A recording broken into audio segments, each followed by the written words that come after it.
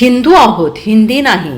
संघर्ष अटळ. राज ठाकरेंची आगपाखड. शाळांना पहिलीपासून हिंदी भाषेच्या सक्तीवर राज ठाकरे खूपच संतापले आहेत. हिंदीची सक्ती खपवून घेणार नाही असा इशारा राज ठाकरे यांनी दिला आहे. नव्या शैक्षणिक धोरणात शाळांना 1ली ते 5वीपर्यंत इंग्रजीबरोबर हिंदी देखील अनिवार्य करण्यात आलेलं आहे. यावरून आता हा वाद निर्माण झाला आहे. यावर ठाकरे यांनी म्हटलं आहे की मी स्वच्छ शब्दात सांगतो की ही सक्ती महाराष्ट्र नवनिर्माण सेना खपवून घेणार नाही. सध्या जे सगळीकडे हिंदीकरण करण्याचे प्रयत्न सुरू आहे ते महाराष्ट्रात आम्ही यशस्वी होऊ देणार नाही.